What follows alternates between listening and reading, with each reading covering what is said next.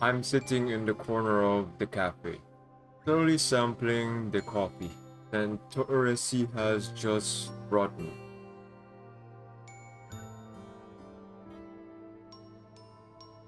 After returning from the safe house, I had a loud and lively meal with the dolls.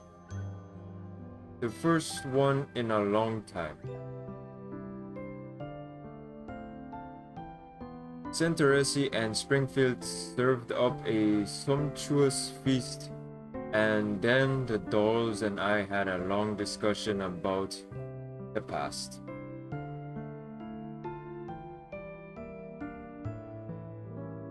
Springfield told me about how the Zucchero was founded, while Diane recalled the adventures of Monsoon as they traveled between the satellite cities.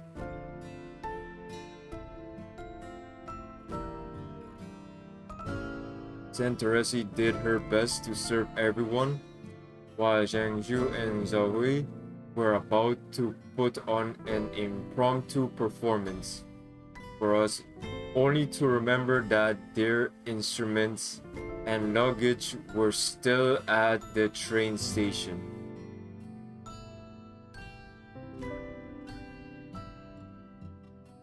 Springfield helped them contact the local authorities, and when they learned that the missing items would be shipped over to them, they were so happy that they dragged out Sharkery's stage to sing an off-key song.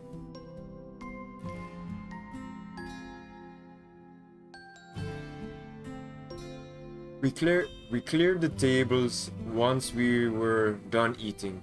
Or rather, they did. I tried to help, but they shooed me away, leaving me no choice but to find a corner to sit down in.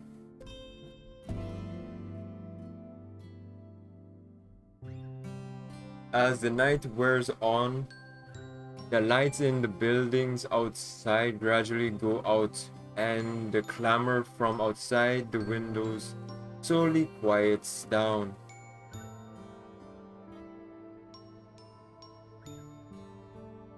I hold an exquisite mug in both my hands, savoring the warmth and fragrance of the coffee inside it.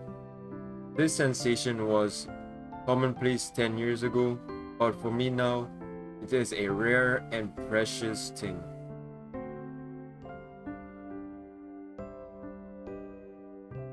After all, this is the first time I have been reunited with my dolls after so long. My heart fills with mixed feelings as I watch them hard at work. While it's been a long time since it happened, I can still clearly remember the looks on everyone's faces when I announced that I was quitting Griffin. The confusion, the shock, the worry, and the protests.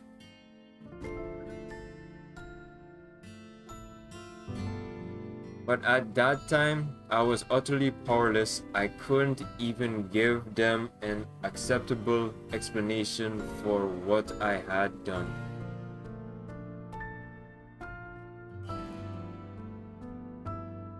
What makes me feel even more guilty is the fact that even after all this had happened, after meeting everyone again, not a single one of the dolls has come over to ask this question.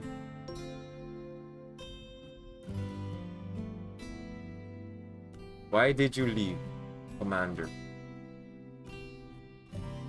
It seems everyone still has that same unconditional trust in me, considering how easily they accepted the answer I gave.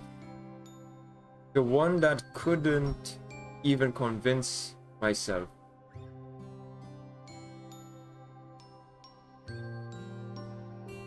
In that case, what right do I have to stand in front of everyone like this now? Acting as though nothing had happened.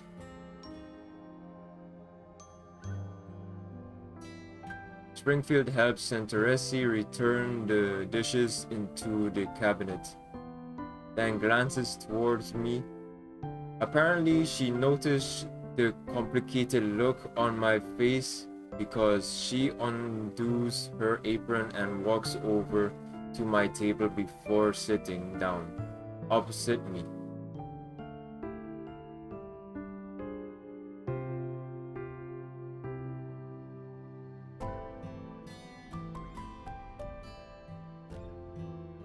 Yeah,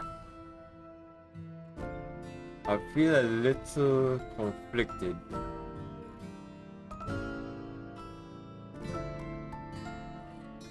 Yeah.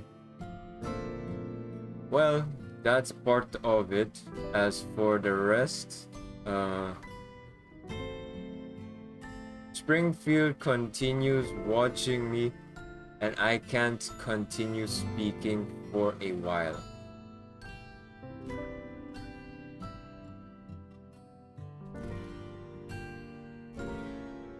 Go ahead.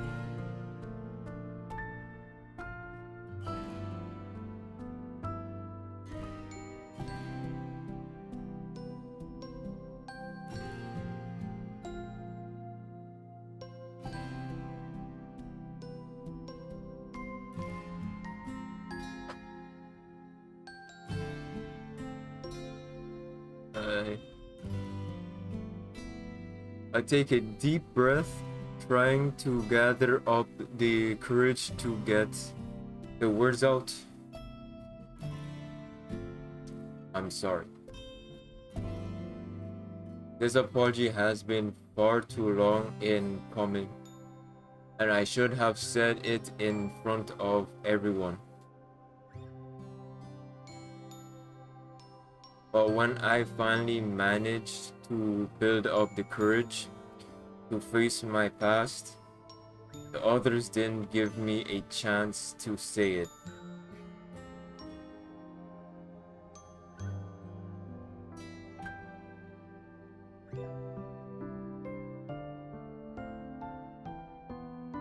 As I looked at Springfield's smiling face, I realized that she understands everything.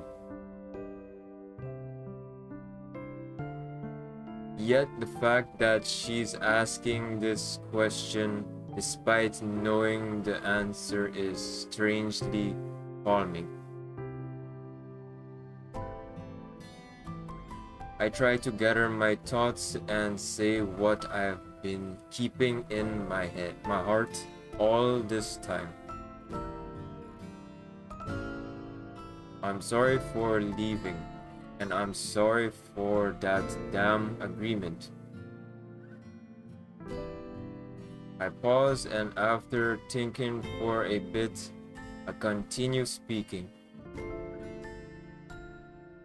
I always thought that signing that agreement and leaving Griffin back then was the only choice I could make. I knew it might not have been the best choice, but if it meant everyone could be safe, that you'd have a future, then it was a price that I would gladly pay.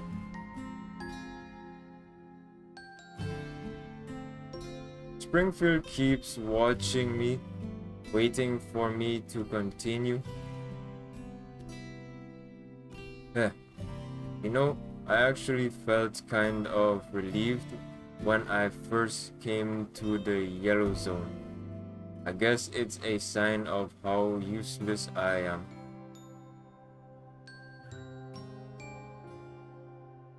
I was arrogant enough to think that this was the way to give everyone a better future, and that I could escape from those inconvenient realities that I didn't want to face.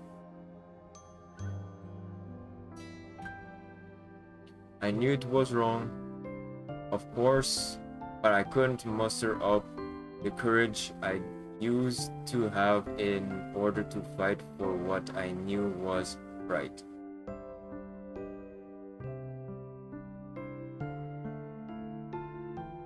A lot of people died, yet I'm still alive, and the only reason why I survived is because countless dolls gave their lives for me.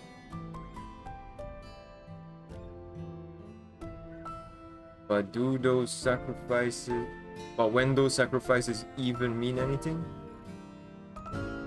I haven't found the answer to that yet. And so I've drifted through this chaotic world for the past 10 years, trying to find an answer that would put my heart at ease. That would prove I hadn't chosen wrongly.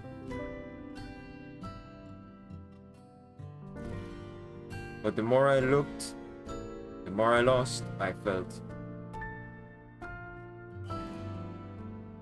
I thought that turning my back on war meant that I would no longer be used. I thought that giving up what power I had would give everyone peace.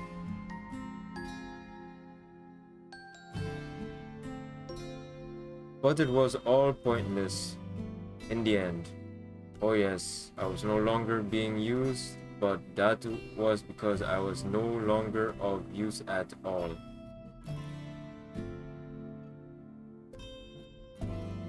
And even after giving up my rank and position, the mere fact that you were associated with me puts you all in danger. In that case, what even was the point of giving it all up in the first place?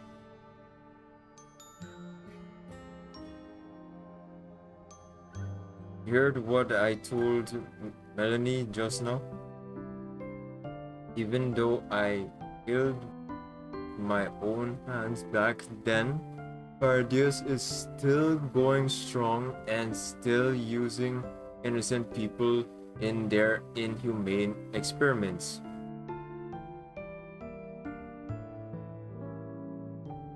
And as for me, by giving up everything, I lost the power to change anything. You know, back in the day, we used to be able to send choppers wherever to deploy like 25 T-dolls at once, even did it for the sake of a certain senior of mine. Nowadays, mailings got to scrounge up screws to turn them into nuts and bolts. After seeing all this, I really wanted to ask myself, hey, what the hell are you even doing? You made your choice, but you keep second guessing yourself. Does someone like this even deserve to be called a commander?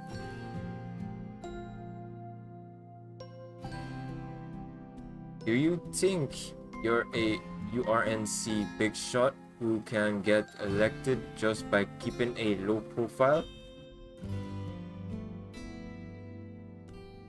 In the past, I still had the strength to change something, but now all I can do is endanger you for the sake of putting up some petty resistance.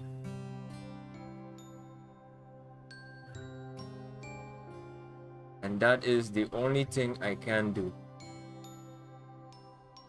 I pour out all the things I have kept in my heart for all this time. Springfield continues listening until there's nothing more to listen to.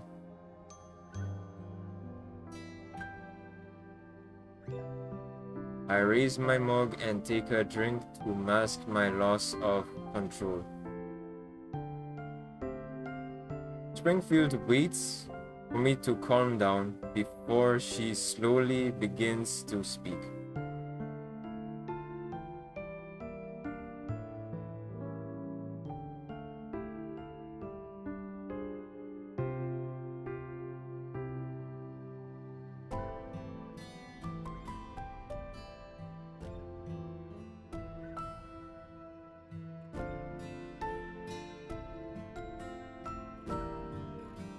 I.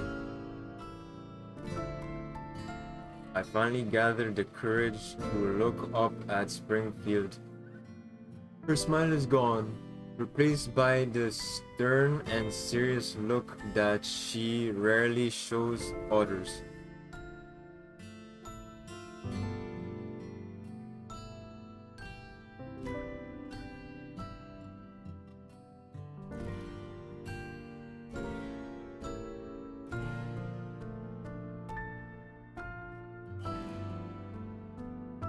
That's not what I mean.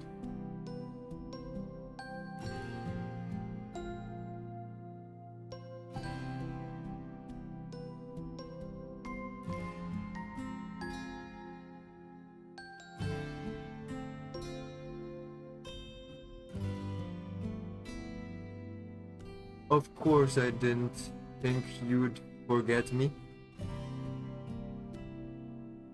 Upon seeing the look on my face, Springfield smiles again.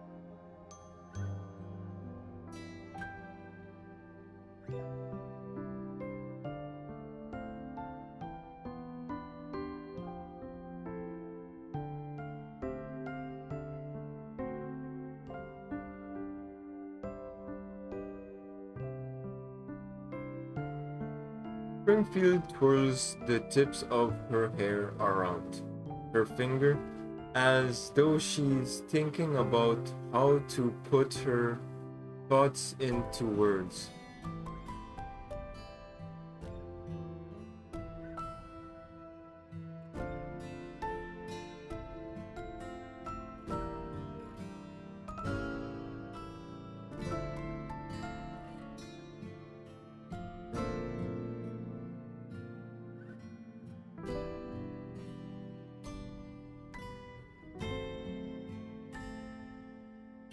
That's because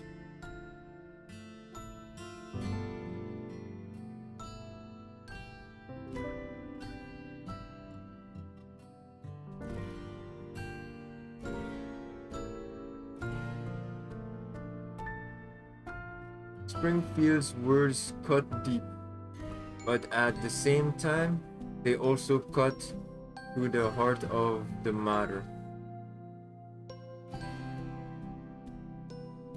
What right do I have to expect them to risk themselves for my personal goals?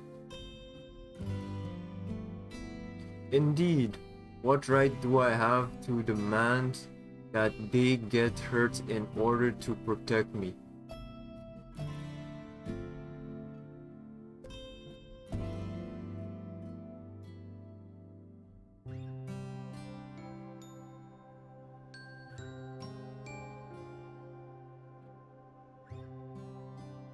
What what happened?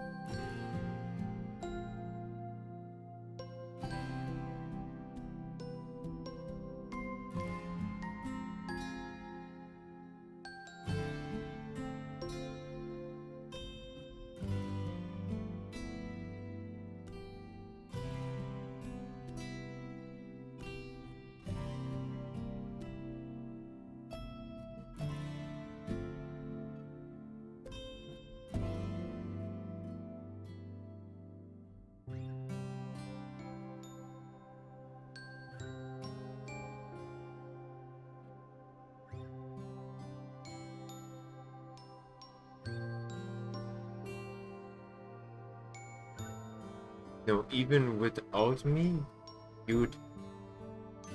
Springfield shakes her head.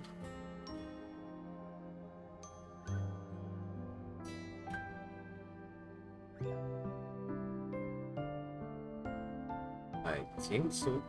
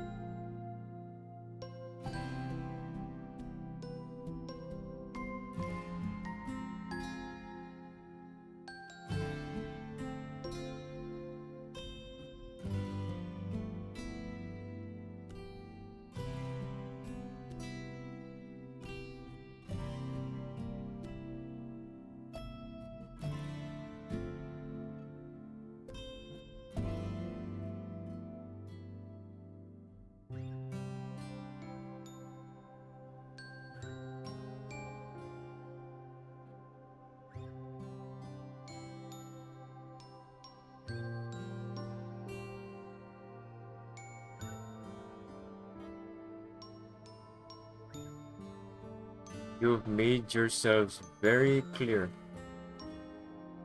and you've helped me understand a lot of things too. But I must tell you this. If you choose to help me, you will lose everything. Perhaps even this Zucchero that you have poured your heart and soul into may no longer exist. Are you alright with that?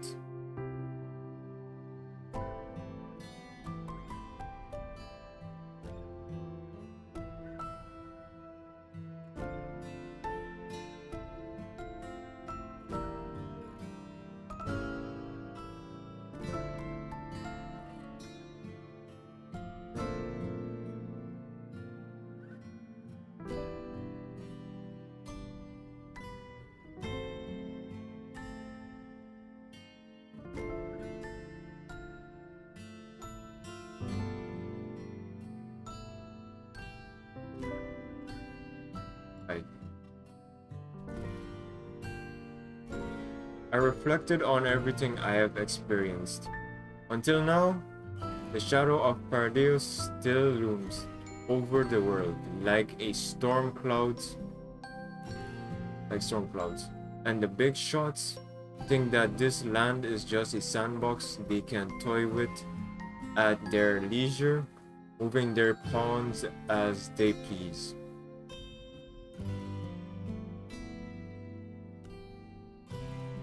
In that case, since I can't change anything through playing by the rules, why not just flip the table and make my own set of rules?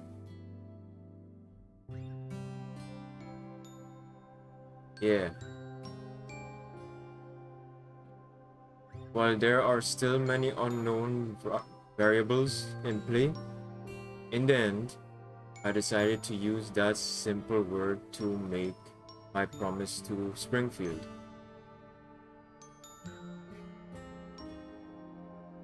Meanwhile, the dandy gate that has been floating lazily in the air slowly drifts over,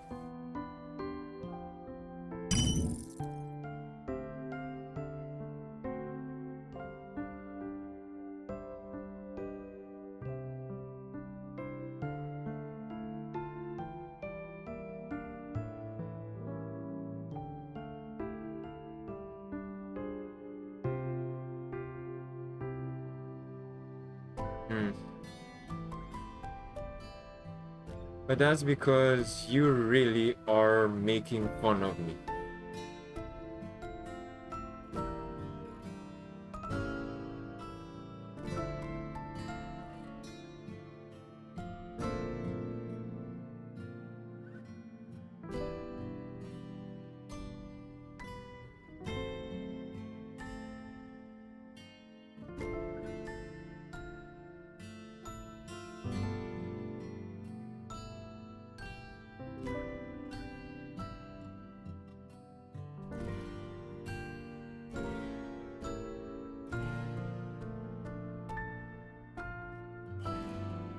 Is that so?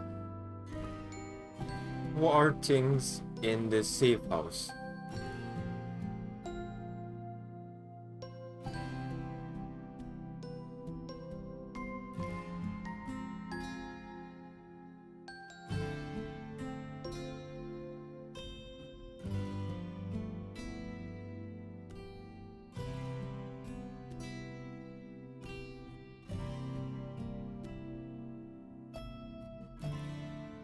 I I hope that Kalina will be able to treat her after we reach Liv.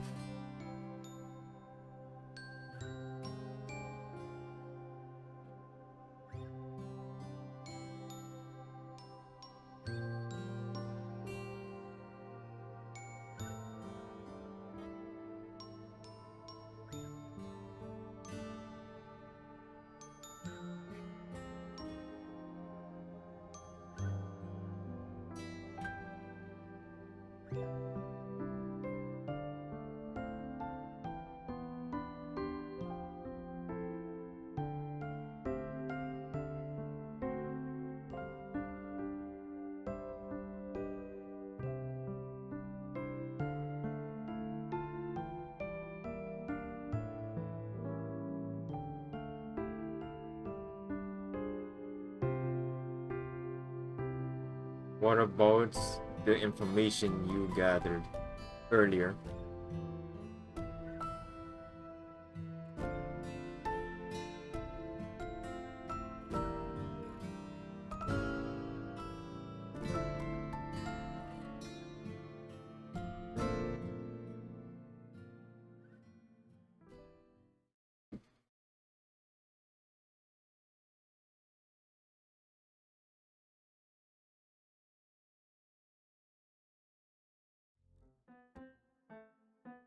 After the dolls clear the table, Centauresi serves up a smorgasbord of snacks and drinks.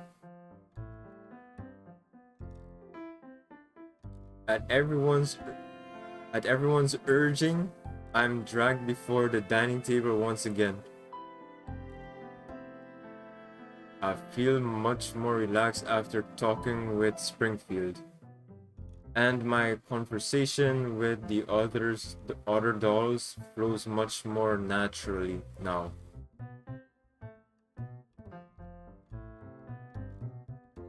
The Zucchero's warm welcome is most definitely a treat for the dolls gustatory modules. It seems that no matter where it may be, Springfield's cafe is always able to help people forget their troubles and misery.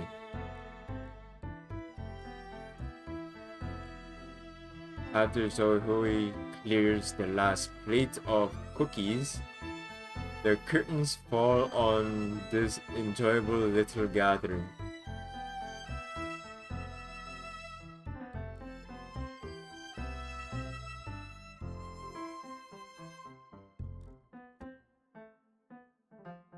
Santaresi has appeared behind the bar once again, upholding her reputation as the Sucro's star employee.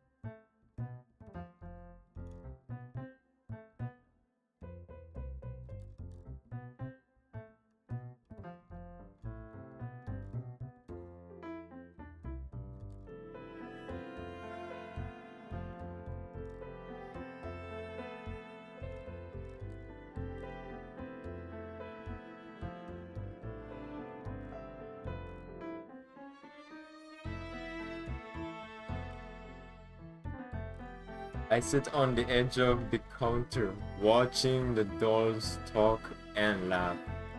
A surge of nostalgia swells in my heart.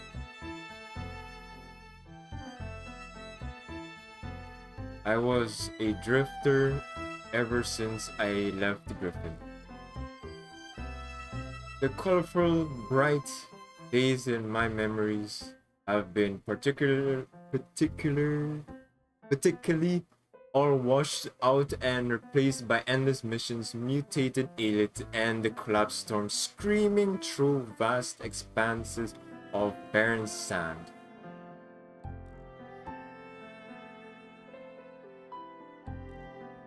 Meanwhile, those storms carried me further and further away from my path. No, now that I intend to set foot on this road once more, can I still tell which way I should be headed?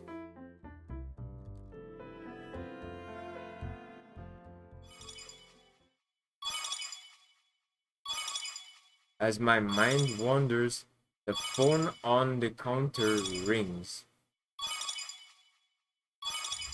Springfield and Santaresi quickly exchange looks and their faces turn severe.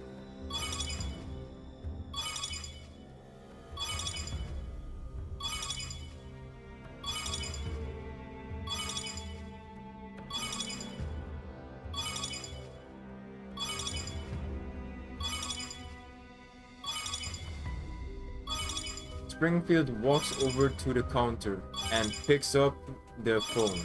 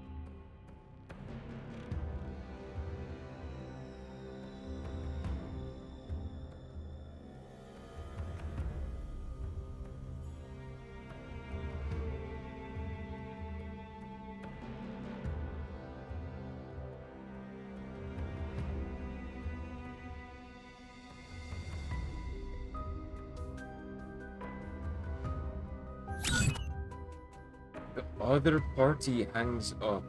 The cafe is silent and the dolls all look at Springfield. What's going on?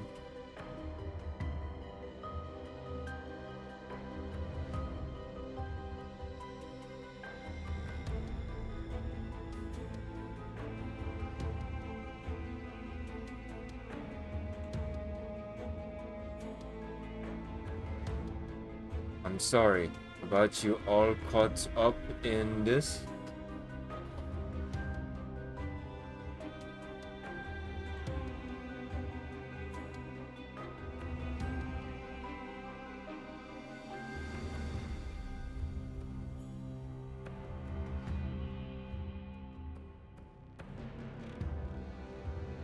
How much time do we have?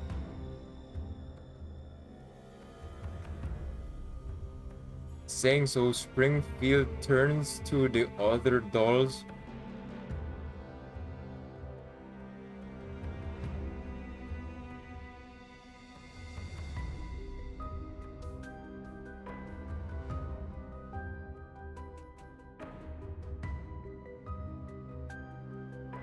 Springfield nods, her face stern.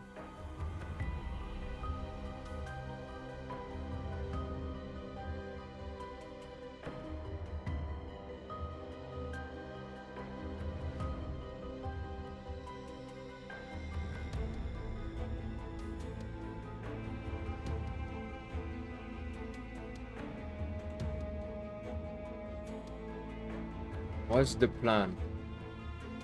We still need to get to live.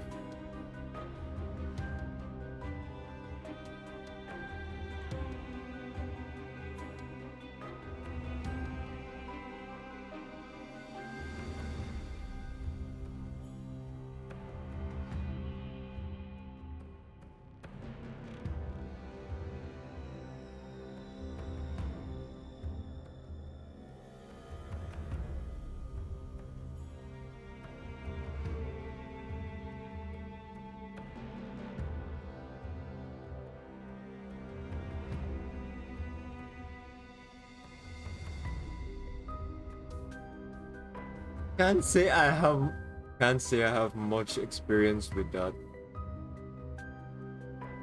My reply is only half serious. Springfield chuckles and relaxes a little.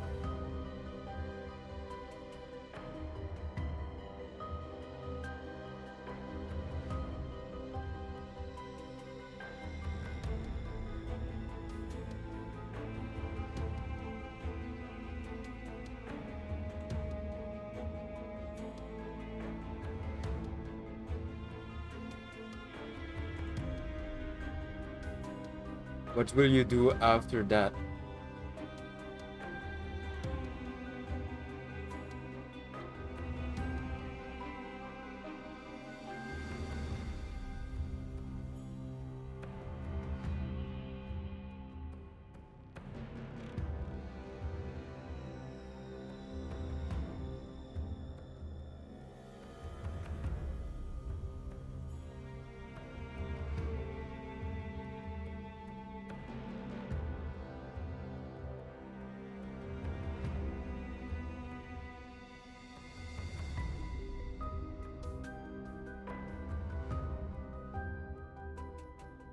She'll be following me?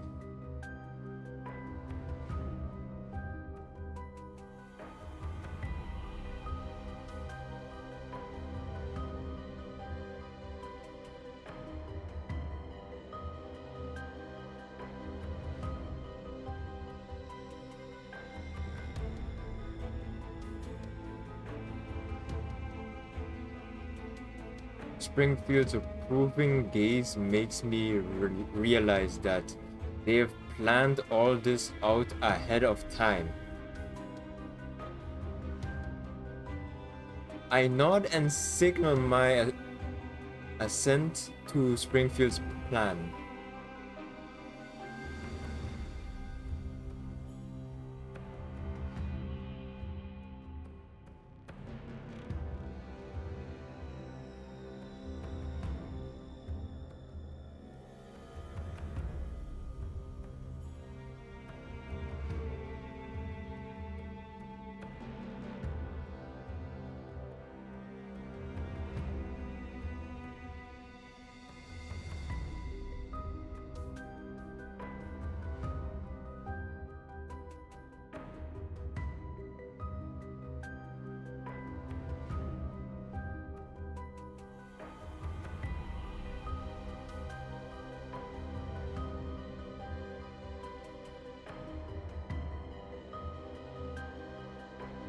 Alright then, I'll be counting on you all for your help in the future.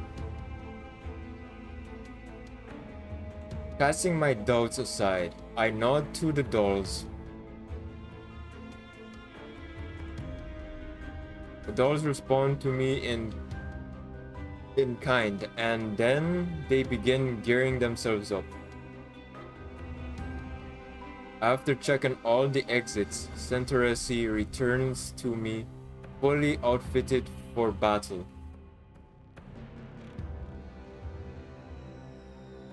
Her pistol and combat knife are hidden under her staffer's uniform, and her apron, a symbol of cleanliness, hides her spare magazines and grenades. There's a long rectangular case by her feet. I know there is at least one Gewehr 36 assault rifle in there. Gewehr, okay. She gives me an earnest look as though she wants to use her gaze to approve the reliability of Springfield's plan.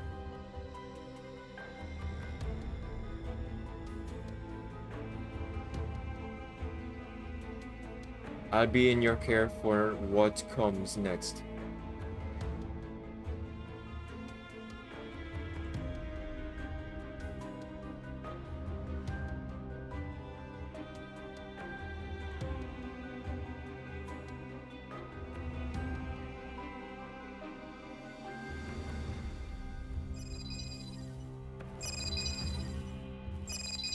What's the matter?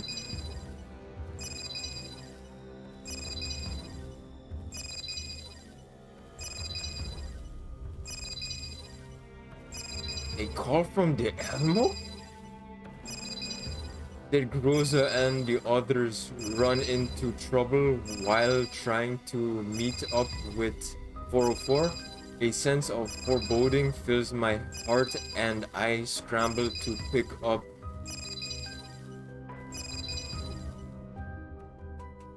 Groza. What's happening?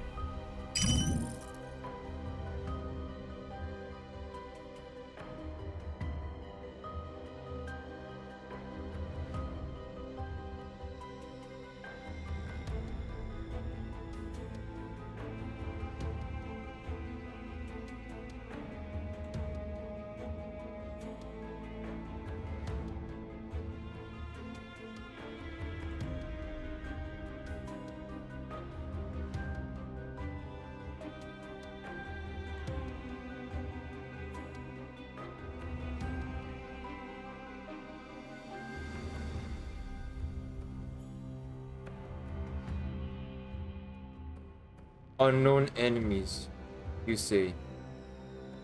What are their numbers and makeup?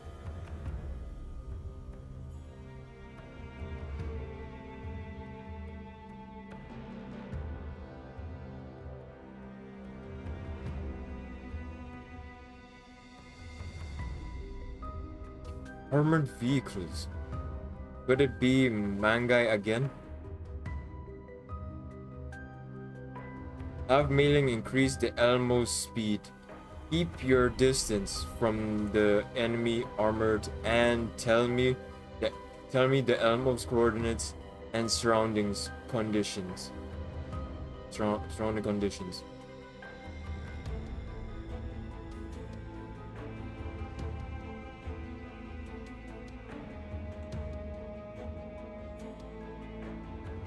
Defense mode.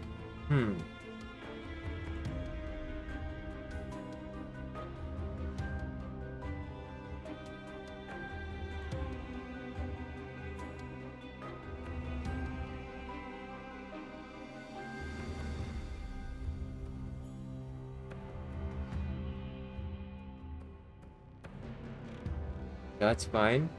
I know the terrain over there.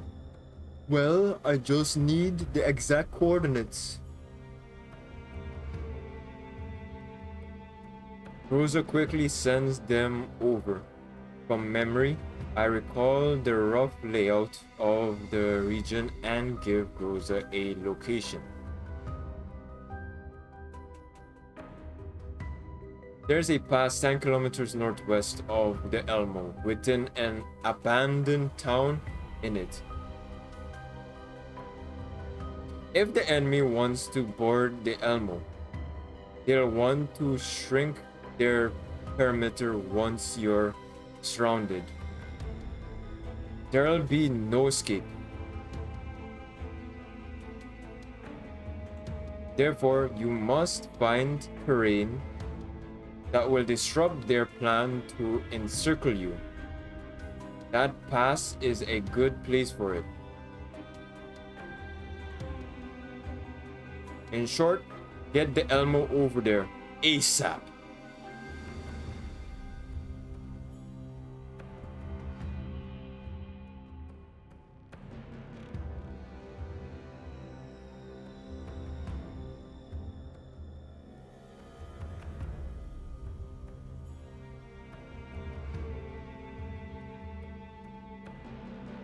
Letting them board the Elmo will be more dangerous than that.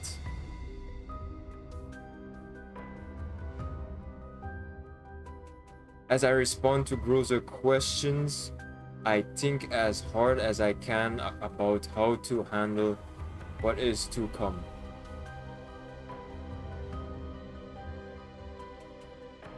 As expected, picking up 404 didn't go as well as planned. Over a dozen enemies in the IFBs is by no means a small amount, and Groza will probably have a hard time dealing with them by herself.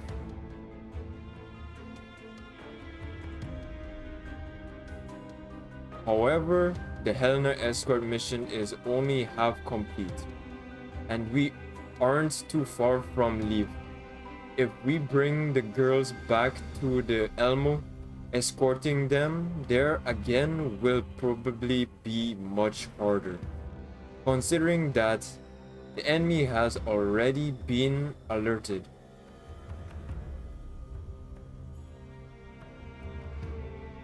Springfield seemed to have seen through my worries, because she turns to me from where she's standing off to the side and speaks.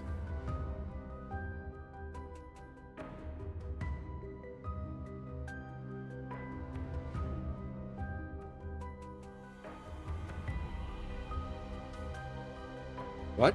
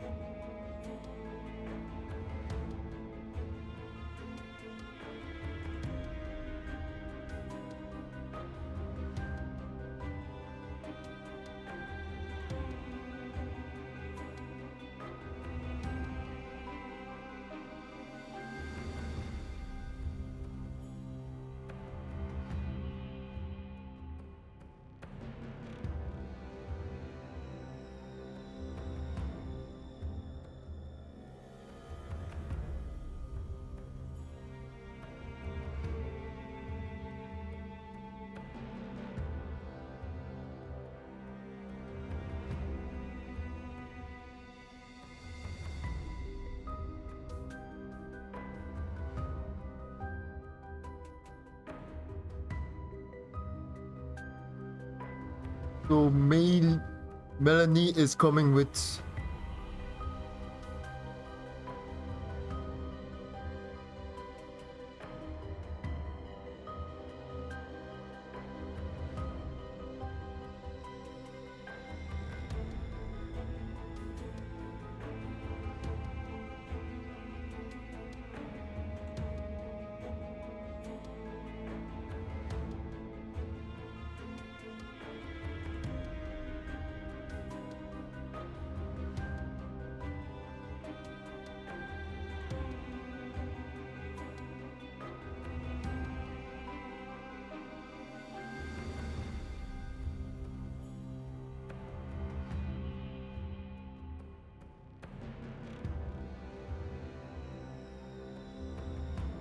You have a point.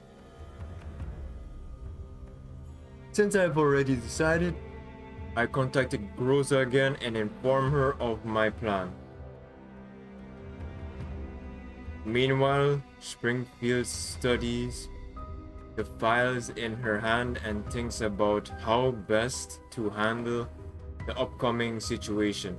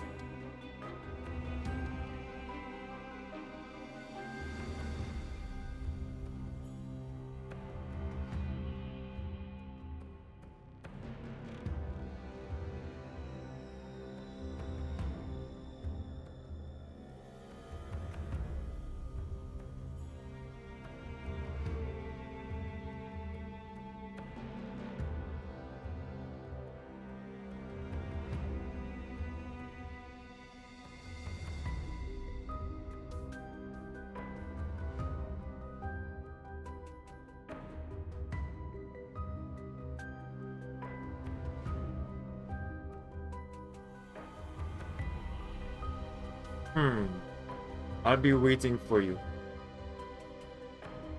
I calm myself and look at the dolls with gratitude in my eyes. That familiar sense of security and confidence has returned to me. Thank you. I'm glad you're all here. The girls smile at me by way of response, and then we swing into action.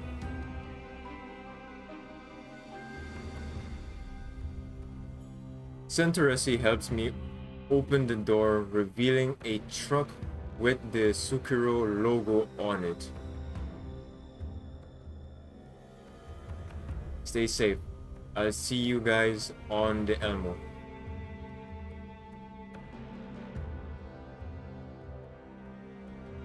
We load up on the truck, leaving Springfield behind. As the rear doors slowly close, I take one last look at this place and the safe house, which has sheltered me even for just a moment. And as the truck's engine revs up, I disappear into the coffee-scented darkness.